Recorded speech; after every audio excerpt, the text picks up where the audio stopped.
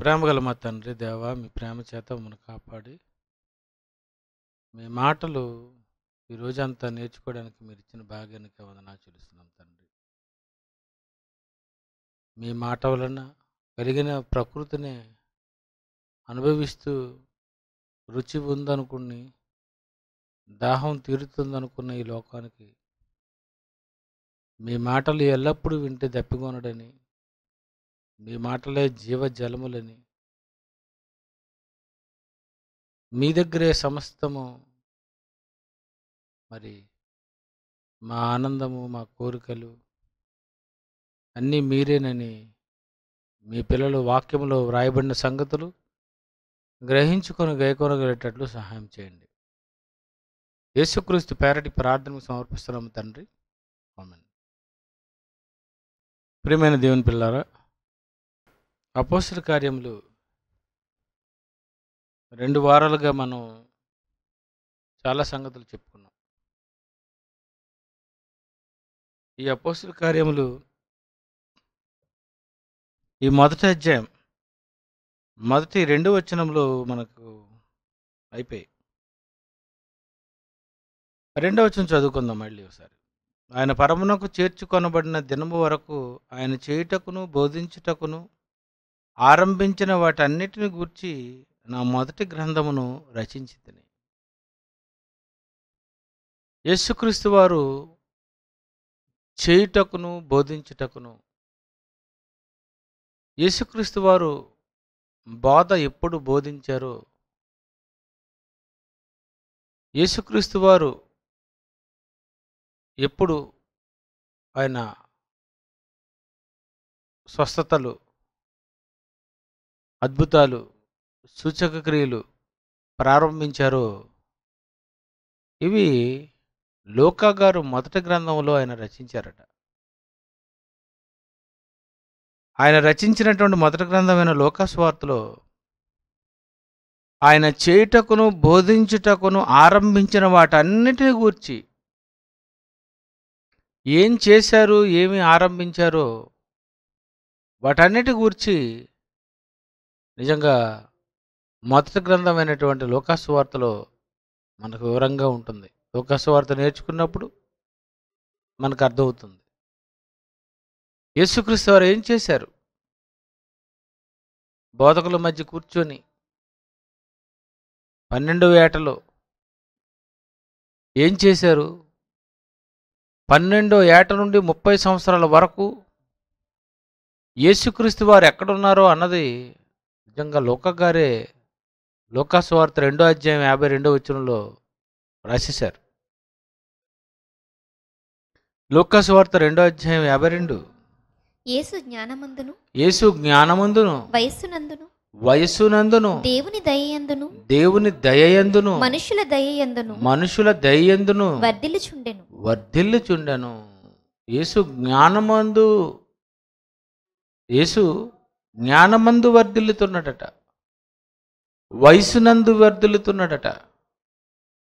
అంటే యేసుక్రీస్తు వారు 12వ సంవత్సరం తర్వాత ఎక్కడ ఉన్నారు అని రకరకాలుగా ప్రపంచంలో ఎంతోమంది చరిత్రకారులు మాట్లాడుతూ, ఆయన ఎద్దులబండి మీద ఇండియా వచ్చేసాడని ఒకడు, ఆ 18 సంవత్సరాలు ఆయన ఎక్కడ ఉన్నాడు, కాశ్మీర్ వచ్చాడని ఒకడు, ఇలా రకరకాలుగా ఒక్కొక్కరు మాట్లాడితే వాళ్ళు మాట్లాడిన మాటలకు వాళ్ళ నోర్లు మోయించడం కోసం నిజంగా వైద్యుడైనటువంటి లూకా గారు బ్రహ్మాండంగా రాశారండి.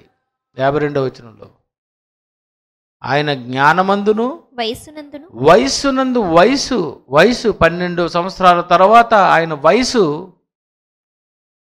30వ సంవత్సరం వరకు వయసునందును దేవుని దయ మనుషులి దయందును. చూడండి, దేవుని దయ మనుషుని దయ. దేవుని దయ ఉంటే సరిపోతుంది, నాకు ఎవరి దయ అవసరం లేదని మనుషులు అనుకుంటారు. కానీ యేసుక్రీస్తు అంతటి వాడే దేవుని దయయందును మనుషుల దయయందును వర్ధిల్లుచుండెను. మనుషులు దయ ఉండాలి, మనుషులు సహాయం ఉండాలి. దేవుని దయ ఉండాలి, మనుషుల దయ ఉండాలి. దేవుడు నీకు కావలసిన వాటినన్నిటినీ ఇవ్వడానికి ఎవరో ఒక మనిషిని నీ కోసం ఆయన ఏర్పాటు చేస్తాడు. ఎవరో నిన్ను పెంచి పోషిస్తుంటారు, ఎవరో నీకు బట్టలు కొంటుంటారు, ఎవరో నీకు బండి కొంటుంటారు, ఎవరో నీకు అన్నిటినీ ఇస్తుంటారు. మరి ఎవరు ఇస్తున్నారు? దేవుడు డైరెక్టర్ నుండి పైనుండి చీరలు, జీన్ ప్యాంట్లు, కోట్లు పడేస్తున్నాడా? సరే, అంటే ఈరోజు మనుషులతో సంబంధం లేదని అనుకుంటే ఎలాగవుతుంది? మనుషుల దయ అవసరం లేదంటే ఎలాగవుతుంది? యేసుక్రీస్తు అంతటి వాడికే దేవుని దయందును మనుషుల దయందును వర్ధిల్లుచుండెను అని అన్నాడు. అంటే మనిషి వర్ధిల్లాలంటే వీళ్ళిద్దరు ఉండాలి. మనిషి డెవలప్ అవ్వాలంటే మరొక మనిషి ఉండాలి. ఎంతోమంది నీకు ఉండాలి. నేను ఒక్కడనే ప్రిన్సిపాల్ని నేను చితగొట్టేస్తాను అనుకుంటే కుదరదు. నేను ఒక్కడనే ఇలాగంటే కుదరదు. నువ్వు ఒక్కడు కాదు, నీతో చాలామంది ఉంటారు. నీకు ఎంతోమంది దయ అవసరం, దేవుని దయ అవసరం. మా దేవుడు దయను నీకు చూపించడానికి మనుషుల దయ కూడా అవసరమే. మరొక మనిషికి సహాయం చేయాలి, వాళ్ళ దయ కూడా మనిషికి అవసరం.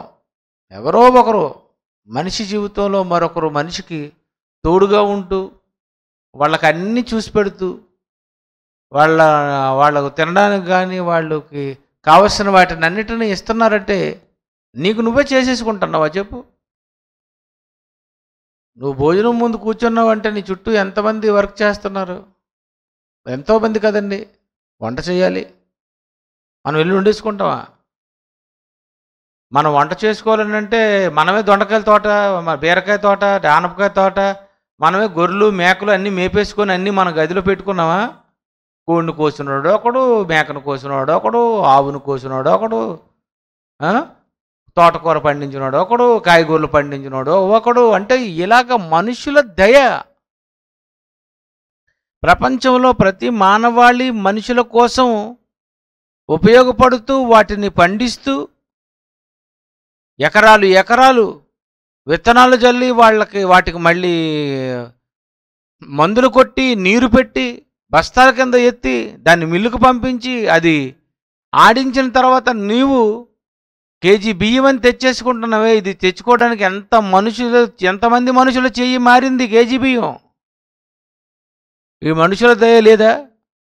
బైబిల్ అండి, బ్రహ్మాండం అండి. యేసు దేవుని దయందును మనుషుల దయందును వర్ధిల్లుచుండెను లోకగారు రాస్తున్నారు.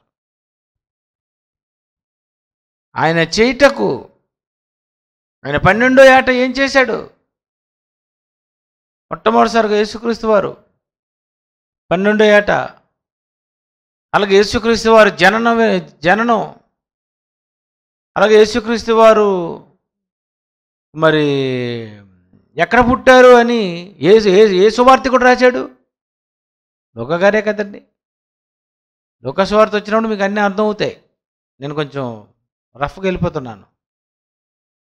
లోక సువార్తలే కదండి. మరి మా 2వ అధ్యాయం 7వ వచనంలో ఆయన కన్యకందు పుట్టాడని, సత్రములో స్థలము లేనందున పశువుల తొట్టులో పరుండబెట్టానని, మరి అవన్నీ లోకగారు రాయలేదా?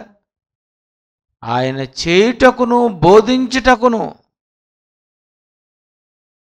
వాటినన్నిటినీ అన్నీ లోకగారు రాశారు. అది లోకసువార్త. ఈ అపోస్తుల కార్యాలు నేర్చుకుంటున్నటువంటి వారు దీనికి సంబంధించిన లింకు డాక్యుమెంట్ అయినటువంటి లోకాసువార్తను చదువుకోవాలి. ఈ అపోస్తుల కార్యాలు చదువుతున్నటువంటి వాళ్ళు ఎవరైనా మళ్ళీ లింక్ డాక్యుమెంట్ అయినటువంటి మరి కొరింథీ పత్రిక, ఎఫ్సి పత్రిక, గలతీ పత్రిక, ఫిలిప్పీ పత్రిక, పాత నిబంధన, క్రొత్త నిబంధన మొత్తం అపోస్తుల కార్యాలు కానీ ప్రారంభించారంటే టోటల్గా అన్ని 66 పుస్తకాలు కూడా చదవలసి ఉంటుంది. నిజంగా డైరెక్టర్ గారండి స్టార్ట్ చేసినప్పుడు అసలు నాకు ఏమీ రాదండి. అసలు నాకు టోటల్ నిల్, జీరోలో, మరి మామూలు జీరో కాదు. అరసున్న. ఏం తెలీదండి నాకు, అసలు ఏమీ తెలీదు. కానీ ఎక్కడి నుండి ప్రారంభిస్తే బైబిల్ ఎక్కిపోద్దానని మరి ఆయన ఎన్ని సంవత్సరాలు ఈ థాట్ రావడం చాలా కష్టం ఇది, చాలా కష్టం ఇది. చెప్తే నమ్మరు.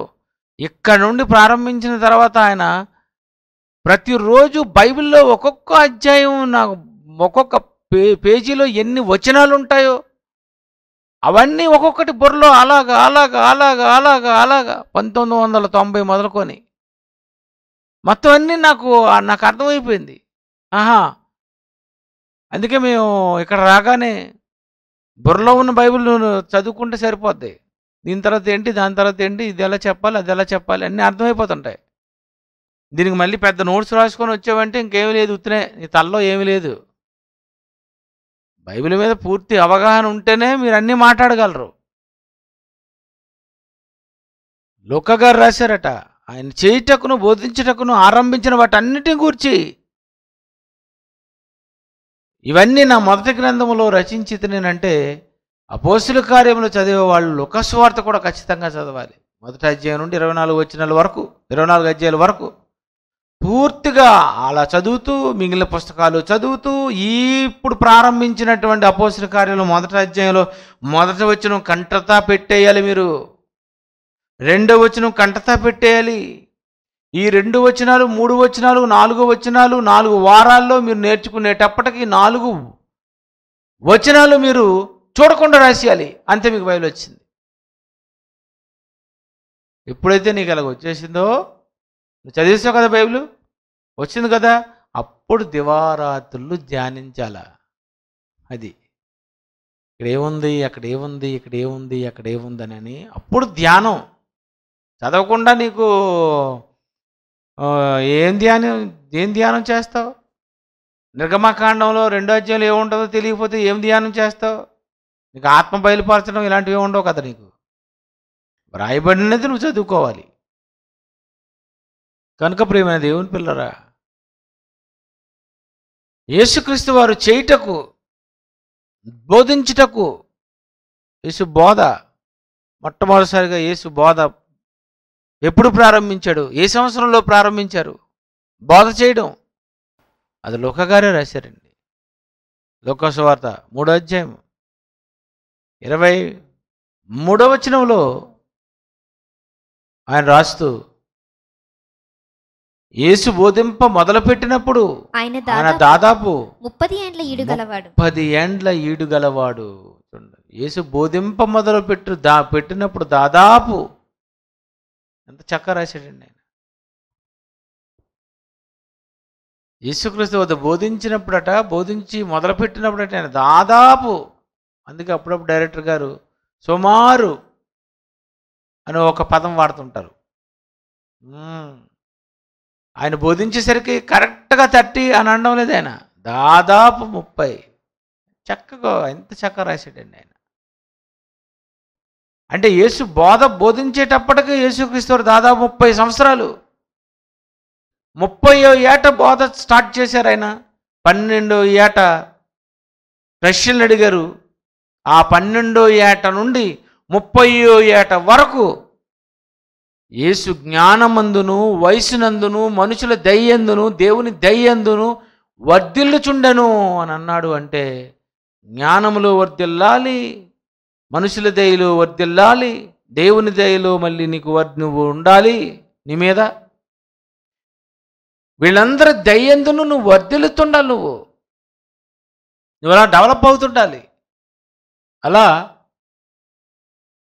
యేసుక్రీస్తు వారు బోధించేటప్పటికి 30 ఏండ్లు, 30లో ఆయన బోధ స్టార్ట్ చేశారు. అంటే దాదాపుగా మనిషి బ్రహ్మాండమైన, అనర్గళమైన, అద్భుతమైన బోధకుడుగా నువ్వు కావాలి అనుకుంటే 12 సంవత్సరాల నుండి 30 సంవత్సరాల వరకు దాదాపు 18 సంవత్సరాలు నువ్వు జ్ఞానమందు అభివృద్ధి పొందాలి.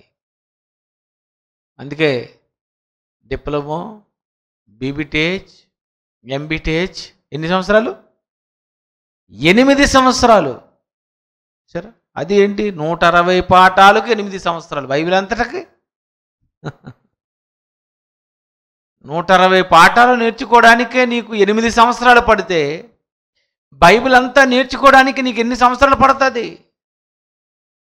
యేసుక్రీస్తు వారు 12వ సంవత్సరం నుండి 30 వరకు జ్ఞానమందును వర్ధిల్లుతున్నాడు అంటే 18 సంవత్సరాలు నేర్చుకున్నాడండి ఆయన. 18 సంవత్సరాలు. నేను 1990లో ప్రారంభించాను బైబిల్ నేర్చుకోను. పెళ్ళైంది జనవరి 1, 1990. అక్కడి నుండి నేను బోధ నేర్చుకోవడం ప్రారంభించాను. 1990, 2000, 2010, 2017, 2018, 28 సంవత్సరాలు. 28 సంవత్సరాలు నేను బైబిల్ నేర్చుకుంటున్నాను. ఎంతోమంది చెప్పిన పాఠాలన్నీ నేర్చుకుంటూనే ఉన్నాను. యేసుక్రీస్తు వారు 30 సంవత్సరాలు ఆయన కాలమంతా, ఆయన వయసు అంతా బోధింప మొదలుపెట్టినప్పుడు ఆయన దాదాపు 30 ఏండ్లు ఈడుగలవాడు అంటే నిజంగా మంచి వయసులో ఉన్నారు. అంటే మన పిల్లల్ని మనం కూడా చిన్ననాటి నుండి 30 సంవత్సరాలు వచ్చినంత వరకు వాళ్ళని అలాగా డెవలప్ చేయాలి. వాళ్ళని బాగా మంచి ట్రైనింగ్ ఇవ్వాలి. వాళ్ళు బోధించడానికే వాళ్ళకి ఒక 18 సంవత్సరాలు, 20 సంవత్సరాలు, 30 సంవత్సరాలు వచ్చినప్పుడు బోధ స్టార్ట్ చేస్తాడు. అందాకల వాడికి బోధకుల మధ్య కూర్చోబెట్టి ప్రశ్నలు అడిగినా బుర్ర తిరిగిపోవాలని అనాలి. అలా చేయాలి పిల్లల్ని. పిల్లలు ప్రశ్న అడిగితే గమ్మత్తుగా అడుగుతారు తెలుసు కొంతమంది ప్రశ్నలు. చిన్నపిల్లలే కానీ ఒరే నీకు ఎందుకురా ఎంత ఎంత ఇలాంటి ప్రశ్న ఏంట్రా నీవు అంటారు. యేసుప్రభు అలాగే అడిగాడు. చిన్నపిల్ల అడిగితే నువ్వు పిల్లడివి, నువ్వు పిల్లడిలాగా ఉండు ఇలాంటి వాడు అంటారు. కానీ మరి యేసుక్రీస్తు వారు పిల్లోడిలాగా ఉన్నాడా? పిల్లోడు అడిగిన ప్రశ్నలాగా ఉన్నాయా? ఆయన ప్రశ్నలకును ప్రత్యుత్తరమునకును విస్మయం ఉందారు అంటే ఎలాంటి ఎంత పెద్ద పెద్ద ప్రశ్నలు అడుగుంటాడండి ఆయన. కనుక ఈ 3వ వచనంలో 2వ వచనంలో ఆయన పరమునకు చేర్చుకొనబడిన దినము వరకు ఆయన చేయుటకు ఏం చేశారు? ఆయన ఏం బోధ బోధించారు? ఆరంభించిన వాటన్నిటిని కూర్చిన మొదటి గ్రంథమును రచించితిని. యేసుక్రీస్తు వారు ఏం చేశారు? మొదటి ప్రసంగం ఏం చెప్పుంటారు? మీరు ఎప్పుడైనా నేర్చుకున్నారు? మీరు ఎప్పుడైనా అడిగారా? యేసుప్రభు ఏంటి మొదటి ప్రసంగం ఏమని చెప్పుంటారు? ఫస్ట్ మెసేజ్, మొట్టమొదటి ప్రసంగం ఏం చెప్పుంటారు? ఎప్పుడైనా అడిగారు మీరు? నేను మొదట ఇలాగే నేర్చుకున్నానండి. యేసుక్రీస్తు వారే నిజంగా బోధిస్తే ఇది ఎలా బోధిస్తారు? యేసుక్రీస్తు వారే ఒకవేళ స్టార్టింగ్ మెసేజ్ ఇస్తే ఏం మెసేజ్ ఇచ్చుంటారు? యేసుప్రభువే ఒకవేళ ప్రశ్నలు అడిగితే ఏమైనా ప్రశ్నలు అడుగుంటారు? యేసుప్రభు నిజంగా ఒక టాపిక్ ఎత్తుకుంటే అది ఆయన బోధకు ఆశ్చర్యపడిపోవాలంటే ఆయన ఎలా స్టార్ట్ చేసి ఎక్కడికి వస్తే జనంకి ఆశ్చర్యం కలిగేది ఇలా చెప్పాలి. ఇవన్నీ ఈ లూకా సువార్త, అపోస్తలుల కార్యములు మీరు లింక్ పెట్టుకొని మీరు చదువుకోగలిగితే చాలా సంగతులు మీకు అర్థమైపోతాయి. నేను ఇంకా చాలా కట్ చేసేస్తున్నాను, కొన్ని చెప్పడం లేదు. యేసుక్రీస్తు వారు బోధ చేశారు. ఏం బోధ చేశారు? ఫస్ట్ ఏం బోధ? ఆయన లూకా సువార్త 3వ అధ్యాయము మొట్టమొదటిసారిగా ఏ బోధకుడైనా మొదటి ప్రసంగంగా ఈ టాపిక్ ఎత్తుకోవాలండి.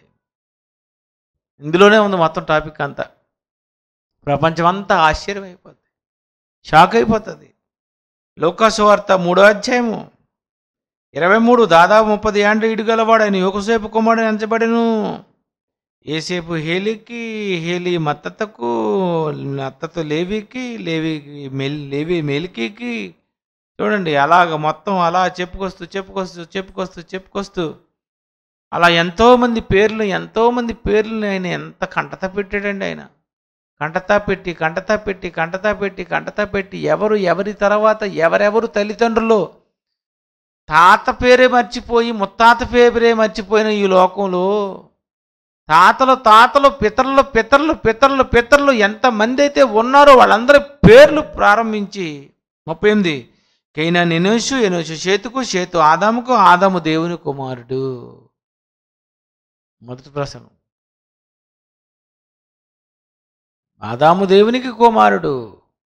నిజంగా ఇంతమంది పేర్లు చెప్పి చెప్పి చెప్పి చెప్పి చెప్పి చెప్పి చివరికి ఆదాము పేరు చెప్పేసరికి ప్రజలు ఏమైపోవాలి, ఏంటి ఇంతమంది పేర్లు, ఇంత కంటత, అసలు ఇలా పేర్లన్నీ కూడా గుర్తుపెట్టుకోవాల్సిన అవసరం ఉందా?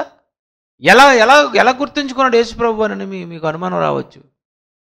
ఆయన జ్ఞానమందు వర్ధిల్లుచుండెను, పేర్లన్నీ కంటత పెట్టుకున్నాడు. మన ఇంట్లో ఎంతమంది కుటుంబాలు ఉన్నారో అందరి పేర్లు తెలియవా? ఎవరెవరి తర్వాత పుట్టారో తెలీదా? చిన్న పెద్ద తెలీదా? మన కుటుంబీకుల పేర్లు మన వాళ్ళను గుర్తుపెట్టుకుంటున్నాం. అలాగే బైబిల్లో ఉన్నదే దేవుని కుటుంబం కనుక వీళ్ళందరి పేర్లు గుర్తుపెట్టుకోవాలి. కనుక యేసుక్రీస్తు వారు గుర్తుపెట్టుకొని మొత్తం మాట్లాడారు. ఎవరు ఎవరి తర్వాత ఎవరికి పుట్టారో మాట్లాడుతూ వీళ్ళందరూ మనుషులకు పుట్టారు, కానీ ఆదాము దేవునికి పుట్టాడు, దేవుని కుమారుడు.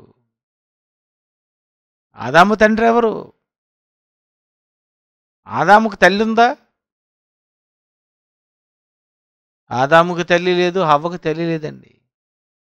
తల్లి తండ్రి తల్లి లేని వీళ్ళిద్దరే. మనందరికీ తల్లి ఉంది ఏమండి, వీళ్ళిద్దరికి తల్లి లేదు. ఎవరున్నారు? తండ్రి, దేవుడు. నిజంగా ఈ లోకసువార్తలో ఆయన బోధించేటప్పుడు ఏమని బోధ చేశారో కూడా చేశారు.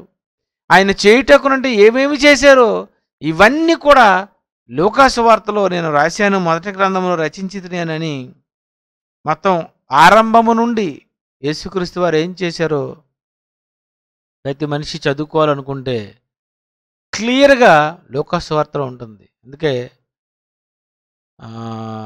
లోకసువార్త ఒక సినిమా కూడా ఉంది. మీరు ఎప్పుడైనా సినిమాలు చూడండి, బైబిల్ చదివి సినిమా చూడండి, బైబిల్ చదవకుండా ఎప్పుడు సినిమా చూడద్దు. లోకసువార్త. అలాగే మీరు నిర్గమకాండం చదివేసిన తర్వాతే 10 కమాండ్మెంట్స్ చూడాలి, కానీ లేకపోతే మీకు ఆ 10 కమాండ్మెంట్స్లో ఉన్నది నిర్గమకాండంలో ఉండదు. కొంచెం జాగ్రత్తగా ఉండాలి. ఎప్పుడు సినిమాల మీద బేస్ అయిపోకండి. అంటే గుర్తుపెట్టుకోవడానికి బొమ్మ దృశ్యం అయితే కొంచెం మనసులో జ్ఞాపకం ఉంటుందనని. ఏమండి, అలా 3వ వచనం అయిపోయింది, 2వ వచనం అయిపోయింది. 3 ఆయన శ్రమ పడిన తరువాత 40 దినముల వరకు వారికి అగపడుచు. ఆయన శ్రమ పడిన తరువాత యేసుక్రీస్తు వారు శిలువ మీద మహాబాధ అనిపించారు. మేకులు, ముళ్ళ కిరీటం, కొరడా దెబ్బలు. ఆయన శ్రమ పడిన పిమ్మట ఆయన ఎంత బాధలండి ఆయన అనిపించాడండి. చాలా కొరడా దెబ్బలు తిన్నాడండి. నిజంగా మేకులు వేయడం అంటే సామాన్యమైన పని అండి. నిజంగా చాలా చాలా కష్టాలు ఆయన అనిపించేటండి. ఆయన నిజంగా మనకు ఎవరైనా కొట్టారంటే మనం నిజంగా యేసుప్రభువుని గుర్తు చేసుకుంటే వీళ్ళు మనకు కొట్టిన దెబ్బలు చాలా చిన్నవే అనిపిస్తాయి. ఎందుకంటే ఆయన అంతటి దెబ్బ ఎవరు అనిపించలేదండి. నిజంగా ఆయన చాలా అనిపించారండి. బ్రతుకున్న మనిషి ఉదయం 9 గంటలకు సిలువ వేస్తే మధ్యాహ్నం 3 గంటల వరకు కంటిన్యూ హ్యాంగింగ్ అంటే ఎలా ఉంటుందండి? అసలే ఇనప మేక ఎలా ఉంటుందండి? సురు సురు సురు సురు సురు జుమ్ జుమ్ జుమ్ జుమ్ అంటుంటుంది. మేకు సామాన్యమైనది అనుకుంటే కాలుకి మేకు గుచ్చుకుంటేనే, ముళ్ళు గుచ్చుకుంటేనే నీకు దిగ్గుమంటుంటుంది. అందుకే రాశాడు ఆయన శ్రమ పడిన తరువాత, అంటే యేసుక్రీస్తు వారు సిలువ వేయబడిన తరువాత 40 దినముల వరకు వారికి అగపడుచు. 40 దినాల వరకు యేసుక్రీస్తు వారు వారికి కనిపించారట. అంటే యేసు చనిపోయి తిరిగి లేచిన తర్వాత 40 దినముల వరకు వాళ్లకు ఆయన కనిపిస్తూ వాళ్ళతో మాట్లాడుతూ నిజంగా ఏమేమి చేశారో ఇవన్నీ లోకస్వార్తలో చివరి 24వ అధ్యాయంలో లాస్ట్ యేసుక్రీస్తు వారు ఏం చేశారో వాళ్ళతో ఎలా ఉన్నారో ఇవన్నీ లూకాసు వార్త 24 అధ్యాయం చివరి వచనంలో ఉంటుంది. ఒక్కసారి చూద్దాం. లూకాసు వార్త 24 అధ్యాయము 36. వారు ఇలాగ మాట్లాడుచుండగా వారు ఇలా మాట్లాడుచుండగా ఆయన వారి మధ్య నిలిచి మీకు సమాధానం అవుగాకని వారితో అనెను. చూడండి, ఆయన మాట్లాడుతుంటానంటే ఆయన అలా మిజులు నిలబడ్డాడు. చూడండి, ఏం బ్రహ్మాండమైనటువంటి శరీరం అండి. ఆయన ఎలా కనిపించారు? 40 దినములు వారికి అగపడుచు అంటే ఎలా కనిపించారు అనమాట. ఆయన వాళ్ళు ఇలా మాట్లాడుతుంటే సడన్గా ఆయన అలాగ ప్రత్యక్షమయ్యేవాడు. నిజంగా అపోస్తులు యేసుప్రభుని చనిపోయిన తర్వాత కూడానండి బ్రహ్మాండంగా చూశారు. వాళ్ళు చాలా అద్భుతాలు చూశారండి. అపోస్తులు చూసిన అద్భుతాలు నిజంగా ప్రపంచంలో ఎవరు చూడలేదండి. చచ్చిపోయిన వాళ్ళని లేపడం, కుంటివారిని బాగు చేయడం, గుడ్డివారిని బాగు చేయడం, మగవారిని బాగు చేయడం, నానా విధాల రోగముల చేత పీడింపబడుతున్న వారిని బాగు చేయడం, ఇవన్నీ చూసి చూసి చూసి చూసి చూసి చూసి చూసి నిజంగా వాళ్ళందరూ బాగానండి యేసుప్రభుతో తిరిగారు. ఒక సాక్ష్యమా, రెండు సాక్ష్యాల, ఎన్ని చూశారండి. నిజంగా వాళ్ళు చాలా చూశారండి, అన్ని చూశారు వాళ్ళు. అందులో వాళ్ళతో పాటు ఇస్కరియోతు కూడా చూశాడు. చూసినాడికి బుర్రక ఎక్కలేదు. అంటే ఇలాంటి పిచ్చోళ్ళు ఉంటారని మీకు అర్థం చేసుకోవాలి. కొంతమంది ఎన్ని చూసినా, ఎన్ని అనుభవించినా, ఎన్ని జరిగినా పిచ్చి ఉంటుంది, సైతాన్ని పట్టేస్తుంది, దయ్యమైపోతాడు. ఎన్ని చూసినా ఎటు ఇస్కరియోతు యోధ కంటే చూసేవాటి నువ్వన్నీ. ఇస్కరియోతు యోధ ఎన్ని చూసి ఉంటాడండి? అపోస్తలులతోనే చూశాడు. మోషే గారు చేసిన వాటికంటే యేసుప్రభు చేసినవి ఎక్కువండి. నాకంటే గొప్పవాడు వస్తున్నాడు, నాకంటే శక్తిమంతుడు. మోషే కంటే బ్రహ్మాండమైనటువంటి సూచక్రియలు ఈ యావత్తు ప్రపంచంలో ఎవడూ చేయలేని సూచక్రియలు చేసినా, చూసినా, వాటిని అనుభవించినా ఒకడు దెయ్యమైపోయాడు. యేసుప్రభుని అప్పగించాడంటే ఎన్ని చూసినా మనిషి ఎప్పుడైనా దెయ్యమైపోతాడు. అయినా సరే దేవుడు మనిషికి అవకాశం ఇస్తుంటాడు. అలా యేసుక్రీస్తు వారు మాట్లాడుతుండగా వారి మధ్యన ఇలా ప్రత్యక్షమైపోయాడు. అలా 40 దినాలు 40 రోజులండి యేసుక్రీస్తు వారు వాళ్ళకి అగపడుచు, వాళ్ళని మరి సిద్ధపరచడానికి, వాళ్ళని వార్దార్చడానికి, వాళ్ళని రెడీ చేయడానికి 40 దినాలు యేసుక్రీస్తు వారు నిజంగా అపోస్తలులతో ఉంటూ, నిజంగా మనలాంటి నువ్వు నేనైతే ఏమనుకుంటాం, పోలేరా బాబు, అయిపోయిందిరా బాబు, పోతే పోయింది, ఇంక ఈ వేళతో వెళ్ళిపోతాను రా బాబు, మరి నేను ఉండను అంటాను. నేనంతే, ఏదైనా మీటింగ్ అయిపోయిందంటే రాత్రి మీద బయలుదేరిపోలే, లేకపోతే తెల్లవారైనా బయలుదేరిపోలే. ఆ సాయంత్రం ట్రైన్ ఉన్నది, ఫ్లైట్ ఉన్నది అని అనేసరికి జ్వరం వచ్చినట్టు ఉంటుంది. ఎందుకు ఎక్కడ ఉండబుద్ధి లేదు, బయలుదేరిపోలే. కంగారు. కానీ యేసుక్రీస్తు వారు 40 దినాలు ఉండిపోయాడటండి. ఎంత ప్రేమించాడండి. పేతురుని ఒక పక్కన సెట్ చేయాలి, నువ్వు సెట్ అయిన తర్వాత మిగిలిన వాళ్ళందరినీ నువ్వు సిద్ధపరచాలి. అటు అపోస్తులందరికీ ఆయన కనిపిస్తూ 40 దినాలు వాళ్ళకు అగపడుచు వాళ్ళ మధ్యన ప్రత్యక్షం అవుతుండేవారట.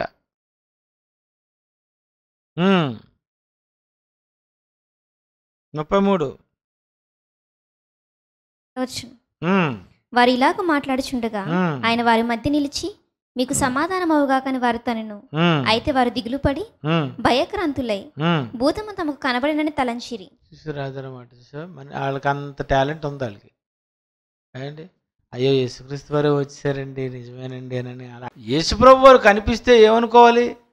అమ్మ యేసుక్రీస్తు వారు కనిపించారు, నిజంగా ఆయన చనిపోయి తిరిగి లేచాడు, ఆయనకి అక్షైశ్వర్యం వచ్చింది, అబ్బా ఆయన ఎంతోమంది చనిపోయిన లేపాడు కదా, నిజంగా ఆయన సమాధిలో కూడా ఆయన శవం లేదు కదా, నిజంగా యేసుక్రీస్తు వారు అని అనుకోవాలి కదా, భూతము తమకు కనిపించింది అని అనుకుని దెయ్యం అని అనుకున్నారట. నిజంగా యేసుప్రభు మంచోడు కనుక, నిజంగా కరుణామయుడు మోషే ఎలాగైతే సాత్వికుడు, నా వంటి ఒక ప్రవక్తను మీ సహోదరులు మీ కొరకు పుట్టించిన అన్నాడు. చూశారు, యేసుప్రభు నిజంగా చాలా సాత్వికుడు కనుక అలాగ అయిపోయింది కానండి. నిజంగా ఇంకోలైతే తిట్టిరండి, ఇన్నిసార్లు కనిపిస్తున్నాను ఏమర్రా మీరు ఇలా చేస్తున్నారు అనేసి మనమైతే తిట్టేస్తామండి. కానీ ఆయన వాళ్ళకి కనిపిస్తూ వాళ్ళు అలాంటి మాటలు మాట్లాడినా నిజంగా వాళ్ళని ఓదారుస్తూ మీరు ఏం చేస్తారంటే చివరగా దేవుని రాజ్యం 3వ వచనం, ఆయన శ్రమ పడిన తర్వాత 40 దినముల వరకు వారికి అగపడుచు దేవుని రాజ్య విషయములను గూర్చి బోధించుచు అనేక ప్రమాణములను చూపి వారికి తన్ను తాను సజీవనుగా కనుపరుచుకొనును. అనేక ప్రమాణాలు చూపించి, అంటే మనిషి దేవుణ్ణి నమ్మాలంటే చాలా సాక్ష్యాలు చూపించాలి. వెంటనే నమ్మడు మనిషి. మీరు మారాలంటే మీకు ఎన్ని ప్రసంగాలు కావాలి అండి? మీరు నిజంగా దేవుని కోసమే పుట్టాం, దేవుని కోసమే బ్రతకాలి అనే ఒక తీర్మానం మీకు రప్పించడానికి ఎన్ని ప్రసంగాలు, అవే ప్రమాణాలు. యేసుక్రీస్తు వారు తను సజీవనుగా చేసుకొని అనేక ప్రమాణాలు చూపించాడట. అంటే మనిషిని నమ్మించడానికి చాలా ప్రమాణాలు మనిషి కోరుకుంటాడు. ఎన్నో సాక్ష్యాలు ఉంటే కానీ మనిషి నమ్మడు. ఓకే, టైం అయింది, కళ్ళు మూసుకోండి. ప్రేమగల మా తండ్రి దేవ, మీ ప్రియమైనటువంటి పిల్లలు మొదటి శతాబ్దంలో ఏమేమి చేశారో, మరి ఎలా చేశారో, ఏమి రాశారో, ఎలా మాట్లాడారో, వాళ్ళు ఎలా ప్రవర్తించారో అన్నీ మీరు రాశారు. మాకు తెలియాలి అని, మేము కూడా ఒకవేళ అలాంటి వాళ్ళమైతే కొన్ని వాక్యాలను బట్టి, కొన్ని ప్రమాణాలను బట్టి మేము కూడా స్థిరపడాలని మా కోసం సమస్తమును మీరు రాశారు. అందుకు మీకు వందనాలు. మేము బాగా చదువుకొని నేర్చుకునేటట్లు సహాయం చేయండి.